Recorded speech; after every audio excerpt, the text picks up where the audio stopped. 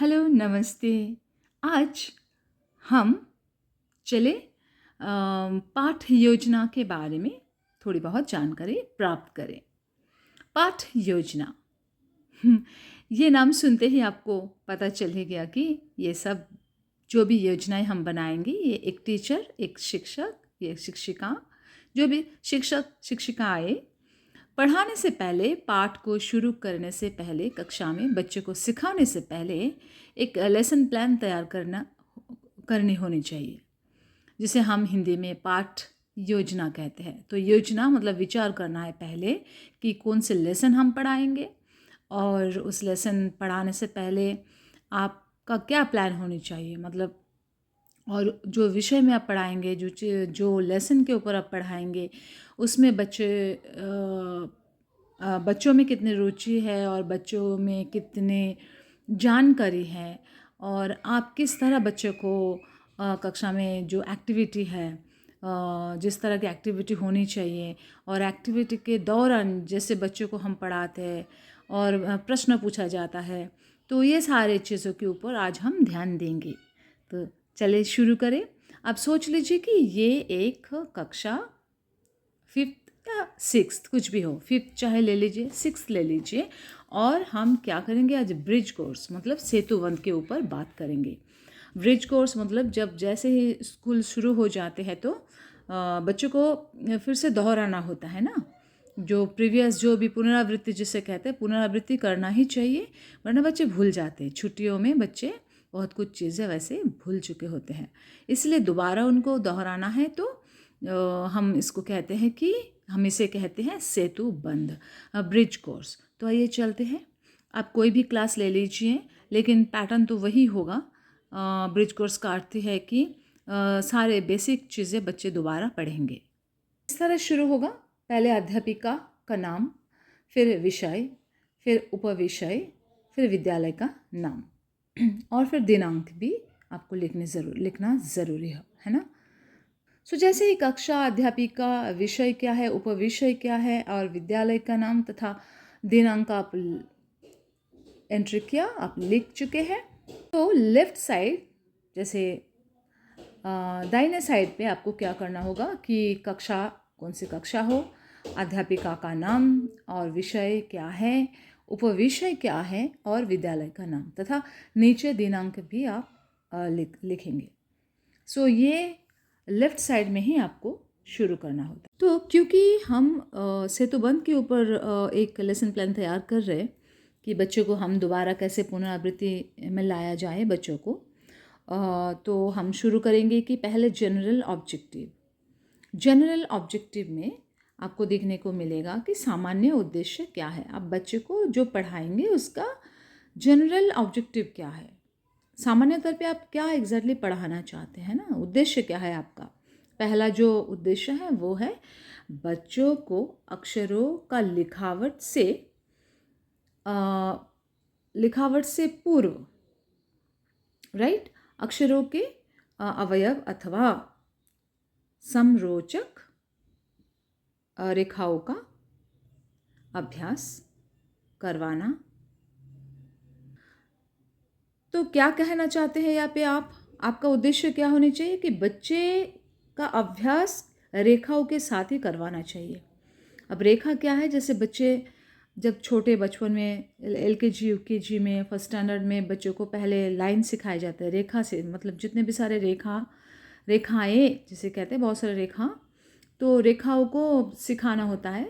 रेखाओं के सहायता से बच्चे सीखेंगे वर्ण कैसे लिखा जाता है, तथा इंग्लिश में अगर बोलेंगे तो अल्फ़ाबेट कैसे लिखा जाता है।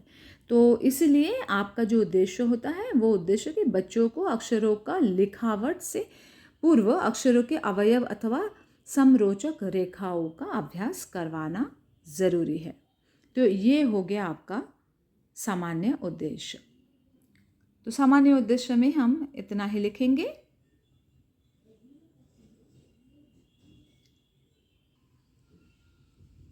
ये हुआ सामान्य उद्देश्य।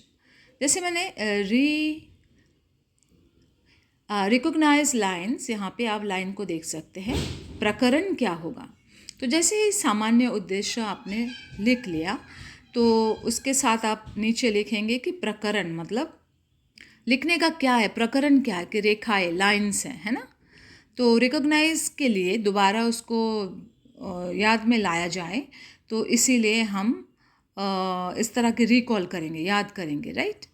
तो प्रकरण है, लाइंस को हम कैसे सीखेंगे, तो आप इस तरह प्रकरण, रेखाएं, आप क्या सिखा रहे, तो मुझे याद है, तो आप छोटे छोटे इस तरह की ऐसे बनाते हुए बीच में कहीं चिपका सकते हैं, सो दैट आपको भी याद रहे। और जिस जिस तरह आप प्लान करेंगे लेसन प्लान में, उसी तरह बच्चों को सिखा पाएंगे क्लास में, तो आपके लिए स्पेशली बहुत ज़्यादा क्या होगा, मतलब यूज़फुल। तो आप देखिए कि याद करना होता है क्या, किसको याद करना होता, किसे याद करना होता है, याद, लाइंस, जितने सारे रेखाएं, हमें उसको दोबारा याद करें। फिर इसका जो अवधि समय, जो अवधि है वो हम 45 मिनट्स लेंगे। तो आप ज़रा देखिए, टाइम को, समय का भी एक लिमिट होता है, तो इस लिमिट को, टाइम को भी यहाँ पे आप लिख सकते हैं। अब हम देखें कि ये लाइंस धीरे धीरे जिस तरह हमने बनाए हैं,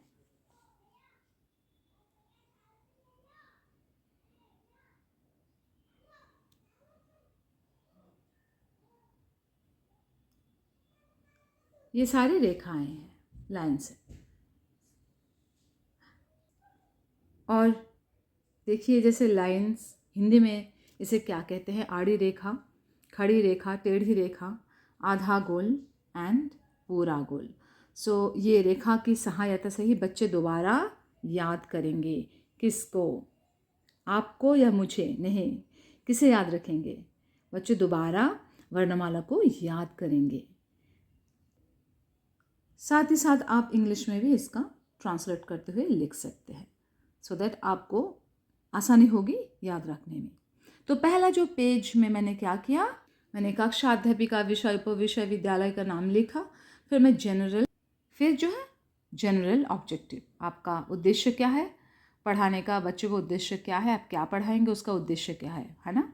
फिर रिकॉग्नाइजेशन में बच्चों को लाना है, रिकॉल करवाने हैं, तो आप छोटी मोटी इस तरह की कलर पेपर हो चाहे, आप चिपका सकते हैं लिख कर, सो दैट आपके लिए बहुत ईजी रहेगा। और जब आप बच्चों को पढ़ाएंगे तो क्लास में आपको भी, क्लासरूम में आपको भी याद आ जाएगा कि हाँ, मुझे स्टेप बाय स्टेप आप बच्चों को कैसे पढ़ाएंगे, ये भी दिमाग में हमारे रह जाते हैं। तो मैंने यहाँ पे क्या किया, रेखा, लाइंस के बारे में यहाँ पे लिख लिया, और यहाँ पे समय अवधि भी मैंने मेंशन किया। अब चलते हैं नेक्स्ट पेज। अब जैसे आपका सामान्य उद्देश्य हो गया, फिर क्या हुआ, प्रकरण भी हमने लिखा। अब हम आएंगे विशिष्ट उद्देश्य में। विशिष्ट उद्देश्य ये है कि स्पेसिफिक ऑब्जेक्टिव। तो जैसे ही बच्चे लाइन्स सीख गए, तो यहाँ पे आपका स्पेसिफिकली फिर आपका स्टेप्स क्या होने चाहिए। पहले आप बच्चों को सिखाए लाइन्स, फिर लाइन्स के बाद जो हमारा डेवलपमेंट है, तो वहाँ पे आपका स्पेसिफिकली आप क्या बच्चों को सिखाना चाहते हो। तो बच्चे यहाँ क्या सीखेंगे, छात्रों को रेखाओं की, मतलब सहायता से वर्णमाला का क्या रचना करवाना सिखाना, स्वर तथा व्यंजन वर्ण को क्या करना, दोबारा याद करवाना, एवं शब्द की रचना करवाना। तो बेसिकली स्पेसिफिक में आपको बोला जा रहा है कि आप बच्चों को लाइन्स जैसे सिखाने के बाद बच्चों को धीरे धीरे डेवलपमेंट में लाएंगे। बच्चों को वो रेखा के सहायता से कैसे हम क्या सीखेंगे,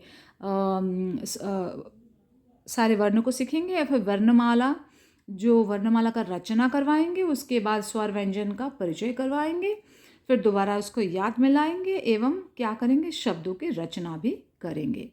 सो यही आपका स्पेसिफिक ऑब्जेक्टिव। फिर आप क्या धीरे धीरे मैंने बोला कि छोटे छोटे जो आर्ट एंड क्राफ्ट बना सकते हैं पेपर में ही, और लिख सकते हैं बच्चे क्या सीखेंगे, जैसे कि आपके लिए भी बहुत इजी रहेगा कि स्टेप बाय स्टेप बच्चों को क्या सिखाएंगे। तो मैंने यहाँ पे छोटा सा एक ट्री बना ली पेपर से ही काटते हुए, और उसके अंदर मैंने वर्णमाला लिख ली, स्वर। तो स्वर वर्ण, और स्वर वर्ण को आप लिखेंगे यहाँ पे। आप क्या सिखा रहे बच्चों को, वो आपको स्वर वर्ण। तो स्वर वर्ण में जैसे अ टू आह, आप बच्चों को इस तरह की बोर्ड पर लिखकर बताएंगे। और बच्चों को अगर पढ़ाएंगे तो ज़रूर इस तरह की छोटे मोटे आर्ट एंड क्राफ्ट का यूज़ कीजिए। उसमें बच्चे का ध्यान ज़्यादा जाएंगे, और इस पे ज़्यादा ध्यान जाने का अर्थ यही हुआ कि बच्चे जल्द से जल्द चीज़ों को सीख पाएंगे। और स्वर लिखने के बाद स्वर वर्ण का परिचय, है ना, ये स्वर वर्ण है और उसका परिचय आप देंगे जो एक्सप्लेनेशन के द्वारा, है ना, दे सकते हैं, मौखिक द्वारा भी आप दे सकते हैं। तो जैसे आपका विशिष्ट उद्देश्य हुआ, सो विशिष्ट उद्देश्य में आप ज़रूर आर्ट एंड क्राफ्ट का यूज़ करें, और साथ ही साथ जो सिखा रहे, जैसे स्वर वर्ण सिखा रहे यहाँ पे, तो इस वर्ण को लिख कर बताएं, ताकि आपको भी याद रखने में आसानी रहेगी। और जिस तरह आप यहाँ पे प्रेजेंटेशन यहाँ पे देंगे, यहाँ पे लिखेंगे, आप जिस तरह इसको एग्जिबिट यहाँ पे करेंगे, उसी तरह पिन टू पिन बच्चों को आप क्लास में सिखा सकते हैं। तो ये दिस इज़ योर प्लान। आप प्लान के मुताबिक ही आप क्लास के अंदर जाएंगे, क्लास में बच्चों को सिखाएंगे। तो ये प्लान बहुत ही सुंदर तरीके से लिखने होगी। So this is your most important part before teaching, before entering the class. You should make it very, make your lesson plan very wisely and with great interest, I can say, with all the art and craft work. अब जैसे जो भी हम बच्चों को सिखा रहे हैं, हाँ, तो इसमें क्या होने वाली है कि सहायक सामग्री का भी एक कॉलम बनानी पड़ेगी। तो टीचिंग एड्स, सहायक सामग्री। सहायक सामग्री में आप क्या लेंगे, चार्ट, चाक, डस्टर एंड शैम्पेट तथा चित्र। तो इस तरह के चित्र भी आप और कभी कभी हम क्या करते कि उसका ज़ेरॉक्स भी, कलर ज़ेरॉक्स भी लेके हम यहाँ पे चिपका भी सकते हैं। तो जो भी सहायक सामग्री आप यूज़ करेंगे, इस्तेमाल, मतलब बच्चों को सिखाने के लिए जो जो भी चीज़ें आपको चाहिए, चाहे वो शैम्पेट का अर्थ क्या है, black board, duster, chalk and chart work and the picture, चित्र, एनीथिंग जो भी आपको चाहिए आप यहाँ पे मेंशन करेंगे। तो ये कॉलम हो गया सहायक सामग्री, टीचिंग एड। चलते हैं उद्देश्य कथन। जैसे सहायक सामग्री हो गया, पुनरावृत्ति, रिकैप्चुलेशन। अब यहाँ इस कॉलम में आपको दोहराना है। क्या दोहराना है कि बच्चे जो सीखे थे, और अब जब फिर से अब बच्चे क्लास में आने लगे हैं छुट्टी, गर्मी की छुट्टी के बाद, आई मीन आफ्टर एग्ज़ाम, तो तब बच्चे बहुत कुछ चीज़ें भूल जाते हैं। तो इसीलिए रिकैप्चुलेशन में बच्चों को लाना बहुत ज़रूरी होते हैं ना, पुनरावृत्ति। तो पुनरावृत्ति में क्या कि हम देखेंगे छात्र अपने पुनरावृत्ति के समय स्वर तथा व्यंजन और स्वरों के माध्यम से शब्द रचना क्या करेंगे, करने में सक्षम है। ये आपको मतलब लिखना है।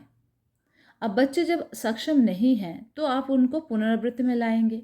तो आपका प्लान कैसे होनी चाहिए, आप कैसे लिखेंगे, ये कॉलम में आपको दर्शाया जा रही है।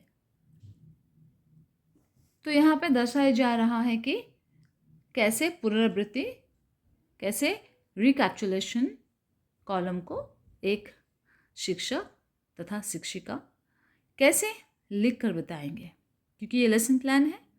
तो रिकैप्चुलेशन, पुनरावृत्ति लिखना ज़रूरी है। उसमें आपका क्या प्लान है, आप क्या सोचते हैं बच्चों के ऊपर, बच्चे कैसे, कौन सी चीज़ें बच्चों को रिवाइज करवानी है, मतलब उन रियलाइजेशन में लाना है। तो ये एंटरली आप सोच विचार करते हुए लिख सकते हैं। आप क्या एक्चुअली पुनरावृत्ति करवाना चाहते हैं, स्वर, व्यंजन, शब्द बनाना तथा वाक्य बनाना, जो भी आपका प्लान है आप कर सकते हैं, but it should be in recapitulation column. जैसे मैंने वर्णों की सहायता से कुछ शब्द मैंने बनाऊंगी, बच्चों को रिकैप्चुलेशन करवाऊंगी सम वर्ड्स यहाँ पे। जैसे मैंने एक छोटा सा आर्ट एंड क्राफ्ट के सहारे, मतलब छोटा सा यहाँ पे एक्टिविटी करने की कोशिश की। वही आप कलर पेपर ले लीजिए, रंगीन कागज़ ले लीजिए और पिक्चर ले लीजिए। तो मैंने इस तरह की कुछ शब्द लिखे हैं, स्वर तथा व्यंजन। व्यंजन तो मैंने एक पिक्चर के सहारे, मतलब देखिए, ये क्वाइट इंटरेस्टिंग करवानी है, लेसन प्लान को बहुत ही कलरफुल बनानी है। और साथ ही साथ जब लेसन प्लान कलरफुल बने तो हमारे माइंड में बहुत जल्दी रह जाती है ना। और हमें एज आई सेड कि स्टेप बाय स्टेप हमें क्या करनी है, क्या सिखानी है, क्योंकि क्लासरूम में जाते ही ऐसा नहीं होनी चाहिए कि क्लासरूम के अंदर जाने के बाद मैं ये सोचूं कि मुझे पहले क्या कराने हैं, पहले क्या सिखाने हैं, फिर क्या। तो बेहतर है कि हम पहले लेसन प्लान को बना लें और बीच बीच में आप ज़रूर इस तरह की रंगीन कागज़ में इस तरह लिख कर जो भी छोटा मोटा एक्टिविटी बना सकते हैं। तो मैंने यहाँ पे जैसे अ से अनार, आ से आम, ई से इमली, ई से ईख, ऊ से उल्लू। सो इस तरह की कुछ स्वर से बने हुए शब्द को मैंने यहाँ पे लिख कर बताए हैं, क्योंकि इसमें आपको याद रह जाएगा कि मुझे क्या पढ़ानी है वन बाय वन। और यहाँ पे भी मैंने कुछ शब्द बना दी, जैसे क से कबूतर, ख से खरगोश। तो जो भी आप बनाना चाहते हैं, आपका जो प्लान है, आप इस प्लान को इसी तरह कवर अप करें, इसी तरह क्या करें, एग्जिबिट करें। तो लेसन प्लान भी अच्छा दिखने में अच्छा लगेगा, साथ ही साथ आपको खुद को बहुत आसानी रहेगी बच्चों को पढ़ाने में। तो ये आपका प्लान है। जैसे यहाँ पे हमारा हो गया पुनरावृत्ति। पुनरावृत्ति में बच्चों को आप सवाल जवाब भी कर सकते हैं, बच्चे को काले बोर्ड के ऊपर बुला सकते हैं, कुछ शब्द आप उनको दे सकते हैं, लिखवा सकते हैं, आप जो चाहे करवा सकते हैं, है ना। आप काले बोर्ड के ऊपर बुला के, तथा अगर आप इस तरह के कुछ छोटे मोटे वर्क देना चाहते हैं एक्टिविटी के रूप में भी, तो आप बच्चे को इस यहाँ से आइडिया लेकर बच्चे को भी दे सकते हैं। So you can make so many, activities from this column. Recapitulation classroom के अंदर बोर्ड के ऊपर तथा घर पे एज ए गृह कार्य के रूप में भी कुछ एक्टिविटी यहाँ से दे सकते हैं। तो आप चलते हैं, आइए नीचे प्रस्तुतिकरण। आप हो गया विशिष्ट उद्देश्य, सहायक सामग्री, उद्देश्य कथन, ये सारे कॉलम को पार करने के बाद हमारी कॉलम जो है प्रस्तुतिकरण, प्रेजेंटेशन आपकी क्या होनी चाहिए। तो प्रेजेंटेशन के ऊपर अगर आएंगे तो शिक्षक बिंदु, अध्यापिका क्रिया, छात्र क्रिया। प्रस्तुतिकरण में प्रेजेंटेशन, तो आप प्रेजेंटेशन में क्या करेंगे कि पहले एक शिक्षक बिंदु होनी चाहिए कि शिक्षण बिंदु होनी चाहिए कि क्या सिखाएंगे, मतलब किसके ऊपर हम क्रिया को शुरू करेंगे। जो भी हम कक्षा में क्रिया आरंभ करेंगे अध्यापिका तथा छात्र के बीच में, उससे पहले हमारे क्या होनी चाहिए, हमारे शिक्षण बिंदु होनी चाहिए। जैसे वर्णमाला के ऊपर चर्चा करेंगे, अ से ऋ तक, अ से श्र तक, कुछ तो हम बोर्ड के ऊपर लिखाएंगे, चाहे हम कुछ कुछ भी राफ नोट में हम बच्चों को कुछ लिखावट दे सकते हैं, शब्द रचना भी करवा सकते हैं। होमवर्क में चाहे एक्टिविटी के किताब में भी हम बहुत सारे कुछ छोटे मोटे जैसे मौखिक क्रिया भी कर सकते हैं यहाँ पे, है ना। तो मौखिक लिखित जो भी, तो उसका एक शिक्षण बिंदु होनी चाहिए, आप क्या सिखा रहे हो उसका टॉपिक यहाँ पे लिख लीजिए। फिर आप आइए कि अध्यापिका वर्णमाला में कितने वर्ण है। सो बेसिकली अध्यापिका का क्रिया है और अध्यापिका जी सवाल पूछेंगे, चाहे वो लिखित रूप से हो चाहे मौखिक रूप से हो, लेकिन उससे पहले आपको यहाँ पे अपना एक प्लान बना लेनी चाहिए कि जो भी आप यहाँ पे सवाल पूछेंगे, प्रश्न पत्र तैयार करेंगे, तो उससे पहले किस विषय के ऊपर, मतलब किस ऐसे टॉपिक होने चाहिए। जैसे वर्णमाला के ऊपर लगाएंगे कि शब्द बनाने के लिए बोलेंगे तथा शब्द वाक्य बनाने के लिए बोलेंगे। तो जो भी है, ये तो एक एग्जाम्पल के तौर पे मैंने लिखा, लेकिन शिक्षण बिंदु में आपका जो प्लान है वो प्लान इसी तरह होनी चाहिए कि आप यहाँ पे कौन से विषय पर चर्चा करेंगे। अगर सोचिए कि आप यहाँ पे कोई एक लेसन ले लीजिए, जैसे पेड़ हमारा सच्चा मित्र है, तो शिक्षण बिंदु क्या होगी यहाँ पे आप पहले लिख लीजिए कि पेड़ से हमें पेड़ होंगे, फिर सच्चा मित्र का क्या लाभ होता है, पेड़ से क्या क्या हमें चीज़ें प्राप्त होती है। तो इसको एक बिंदु बना लीजिए, फिर उसी बिंदु के सहारे, शिक्षण बिंदु के सहारे आप यहाँ पे अध्यापक क्रिया में आएंगे, तो यहाँ पे सवाल जवाब कर सकते हैं। तो आप जैसे प्रश्न पूछेंगे, वर्णमाला में कितने वर्ण हैं, स्वर की सहायता से शब्द बनाओ। तो बच्चे जो भी आप यहाँ पे सवाल करना चाहते हैं बेस्ड ऑन शिक्षण बिंदु, मतलब यहाँ पे चर्चा के जो भी विषय है, जो भी आपके प्रश्न पत्र बनाने से पहले आपके वो सामग्री होनी चाहिए, आपके हाथ में वो लेसन, वो पाठ होनी चाहिए जिस पाठ के भरोसे मतलब जिस पाठ के सहारे आप यहाँ पे प्रश्न पत्र तैयार करेंगे। तो यहाँ पे प्रश्न पत्र है तो यहाँ पे आपका प्रॉपर लेसन होनी चाहिए, लेसन का नाम होनी चाहिए, और लेसन के अंदर ऐसे कौन सी बहुत ही गुरुत्वपूर्ण जो विषय है उसके ऊपर आप यहाँ पे प्रश्न पत्र बनाएंगे। तो यहाँ पे उस पॉइंट को बेसिकली लिख लेना होता है। तो यहाँ पे छात्र जो है, छात्र क्रिया बोले तो यहाँ पे बच्चे बोलेंगे, आंसर करेंगे। जो आंसर नहीं करेंगे तो वहाँ पे क्वेश्चन मार्क लगा दीजिए। तो नहीं कर पाए बच्चे, जो उत्तर जो आंसर जो नहीं कर पाए तो वहाँ नहीं कर पाए। जो किया, तो अगर कोई बच्चे को नहीं आता है आंसर, तो वहाँ पे बच्चों को इस विषय में ज्ञान नहीं है, इस तरह के आप लिख सकते हो। अगर आंसर दिया तो आंसर लिख लीजिए कि बच्चों के इस विषय पर क्या है, ज्ञान है, पूर्ण रूप से ज्ञान है। तो this is most important column.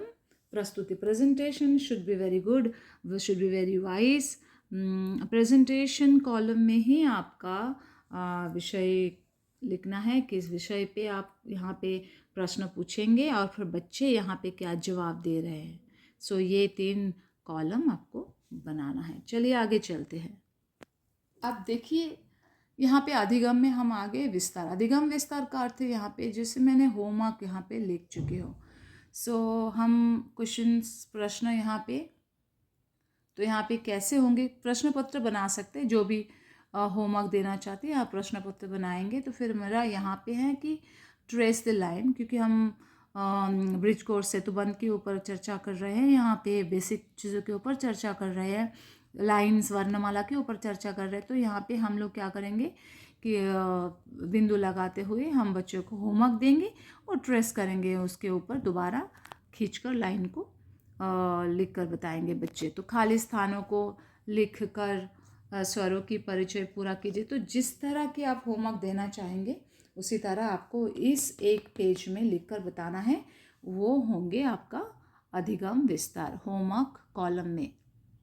तो होमवर्क आप जो जो भी देंगे उसका थोड़ी थोड़ी यहाँ पर लिख कर बताना पड़ेगी। सो जैसे कि फिल इन द ब्लैंक्स हो गया, फिर 12 खड़ी हो गया, है ना। फिर यहाँ पे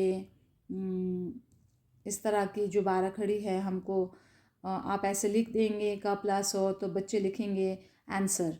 तो ये एक पेज में मैंने ऐसे किया। तो अगर आप भी करेंगे तो इजी रहेगा। बच्चे को होमवर्क भी कैसे देंगे, क्या देंगे, तो ऑन द स्पॉट हमें सोचने की ज़रूरत नहीं होती है। हम इसी को देखते हैं, इसी को फॉलो करते हुए कक्षा में भी हम इसको पढ़ाते हैं, है ना। क्योंकि ये प्लान को ही हमें फॉलो करना होता है, इसलिए प्लान बनाया जाता है पहले से ही। जैसे इस और एक पेज में मैं दिखाना चाहूँगी अधिगम विस्तार क्या होती है। वो प्रश्न आप बनाएंगे यहाँ पे, प्रश्न पत्र, होमवर्क, और फिर ये जो है क्लास 6, 7, 8 ये बेसिक चीज़ें हैं। भाषा के ऊपर हम बात चर्चा की है यहाँ पे। तो इस तरह की हम प्रश्न पत्र बनाते हैं। और आप बिल्कुल यहाँ पे बीच में तो कहीं इस तरह की पिक्चर चिपकाना ज़रूरी है। इसमें ज़्यादा से ज़्यादा हमारे क्या करते हैं कि हम जो सोचते हैं पिक्चर के द्वारा और इन्हांस हो जाते हैं। और बच्चे को भी जब पिक्चर के साथ पढ़ाएंगे, चित्रों के साथ पढ़ाएंगे, तो बच्चे बहुत जल्दी चीज़ों को जान पाते हैं और ध्यान भी लगा पाते हैं, क्योंकि जब भी हम ये रंगीन जो भी कलरफुल चित्र होता है, अगर हम पढ़ाते समय और लिखते समय जो भी हो कक्षा में हम प्रयोग करेंगे तो क्या इसका जो असर है बहुत ज़्यादा गहरा असर होता है बच्चों के ऊपर, और बच्चे बहुत जल्द से जल्द बच्चे सीखने के प्रयास करते हैं, और जितने फोकस भी वो चित्र के ऊपर ही बना रहता है। तो this is the way also, one more way. अभ्यास कीजिए, वर्कशीट बनाइए, जो भी वर्कशीट आप बनाना चाहते हैं आप दे सकते हैं, है ना। फिर आपके यहाँ पे साइन होती है ना।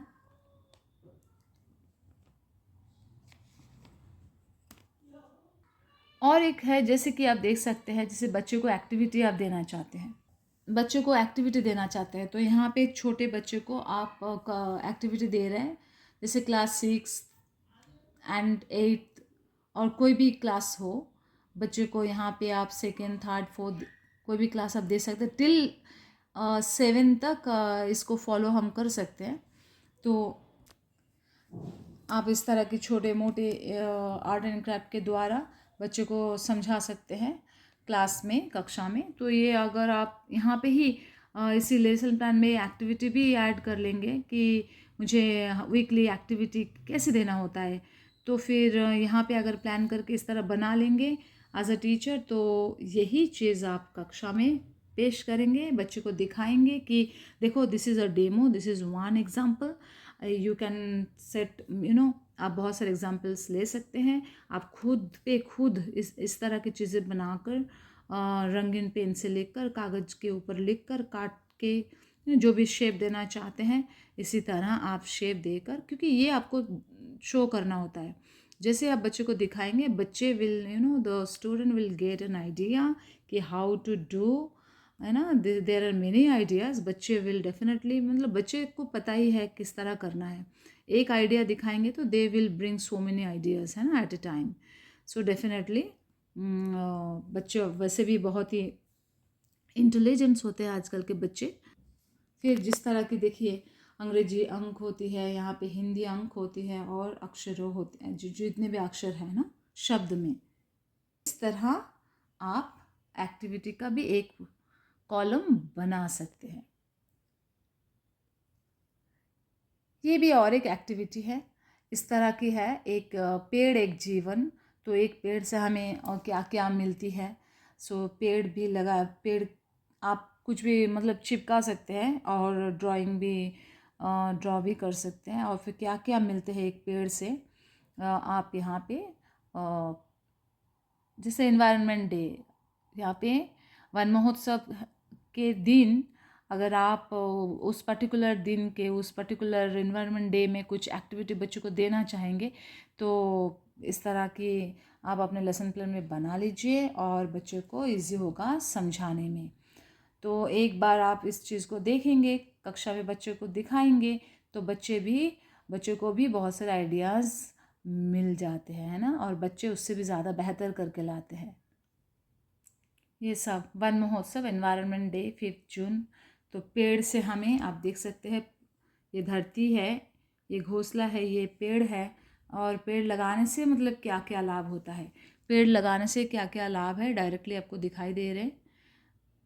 बारिश हमें मिलती है, ज़्यादा से ज़्यादा रेन मिलती है ना, ये आर्ट हो गया। और यहाँ पे एक छोटा सा मैसेज लिख सकते हैं, एक छोटा सा यहाँ पे स्लोगन जैसा आप लिख सकते हैं कि पृथ्वी है, और कैसे इंसान भी खुश है धरती पर, और पेड़ लगाने से, एक पेड़ लगाओ पेड़ बचाओ, इसके ऊपर हम चर्चा करेंगे। काले बोर्ड जैसे हमारे कक्षा में क्लासरूम में बोर्ड होते हैं, उसी तरह जब आप रिकैप्चुलेशन में बच्चों को लाएंगे, पुनरावृत्ति में लाएंगे, तो बोर्ड को ज़्यादा से ज़्यादा यूज़ किया कीजिए।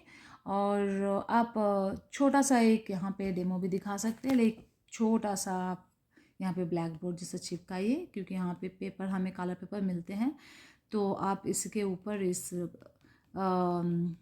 गोल्डन शाइनिंग पेन में आप लिख सकते हैं यहाँ पे। जो यहाँ पे और एक बात ध्यान रखने की ज़रूरत है, जब रिकैप्चुलेशन कॉलम में आप लिखेंगे तो ज़रूर कोशिश करें कि एक बोर्ड टेस्ट बच्चों को दें, बिकॉज़ बोर्ड टेस्ट बोर्ड ज़्यादा से ज़्यादा यूज़ करेंगे तो बच्चे सबसे जल्दी सीखेंगे। तो यहाँ पे भी आप कोशिश करिए कि आपके लेसन प्लान में भी एक छोटा सा बोर्ड बना लीजिए और आप बेसिकली क्या सिखाना चाहेंगे उसका छोटे छोटे फॉर्म में यहाँ पे लिख कर बता सकते हैं। तो ये आपको भी याद रहे और जो आपके लेसन प्लान को चेक करेंगे उनको पता चले कि बेसिकली आप क्लास में कैसे सिखाते हैं और क्या करने वाले हैं। जैसे एक लेसन सिखा रहे तो एक लेसन का पूरा प्लान उनको भी पता चल जाए, है ना। तो जो भी हायर अथॉरिटी आपको चेक कर रहे हैं आपका लेसन प्लान, तो उनको भी ये पता चले कि आप किस तरह आप प्लान करते हैं, बच्चों को कैसे सिखाते हैं। It's very important. प्रस्तुतिकरण, प्रेजेंटेशन। तो प्रेजेंटेशन के बारे में हम बात की ऑलरेडी। और फिर पुनरावृत्ति में मैंने एक्स्ट्रा ये इंफॉर्मेशन मैं देना चाहूँगी कि ज़रूर एक काले बोर्ड आप यहाँ पर बनाएं और पुनरावृत्ति में आपने क्या आप करना क्या चाहते हो क्लास में वो या छोटा फॉर्म में लिख कर बता दीजिए। So point to be noted, ध्यान रखें कि विशिष्ट जो उद्देश्य होता है स्पेसिफिक ऑब्जेक्ट में आप ज़्यादा से ज़्यादा छोटे मोटे इस तरह के आर्ट एंड क्राफ्ट वर्क करते हुए चिपकाए, लिख कर बताए कि आपका प्लान क्या है, बेसिकली आपका उद्देश्य क्या है, आपका लेसन के ऊपर आपका क्या मतलब प्लान है, ये आपको लिखना ज़रूरी है। जैसे मैंने यहाँ पर लिख कर बताए भाषा। आप सोचिए कि मैं भाषा के बारे में बच्चों को पढ़ाऊँगी तो मेरा जो ऑब्जेक्टिव स्पेसिफिक ऑब्जेक्टिव है, जो मेरा स्पेसिफिकली मैं क्या पढ़ाऊँगी कि मैं लिखित भाषा लिखकर सांकेतिक भाषा और मौखिक भाषा, मतलब इस लैंग्वेज के ऊपर मैंने 3 प्रकार के भाषाएं लिख कर बता रही हूँ यहाँ पे, और फिर इसके अंदर ये इन्फॉर्मेशन में लिख रही हूँ। तो फिर जो भी बच्चों को आप सिखाएंगे तो इस तरह के छोटे मोटे कलर पेपर को यूज़ करें। कलर पेपर को यूज़ करने से ज़्यादा दिखने में भी सुंदर तो लगेगा ही, बच्चे को सबसे ज़्यादा उनका मन केंद्रित कर पाएंगे। तो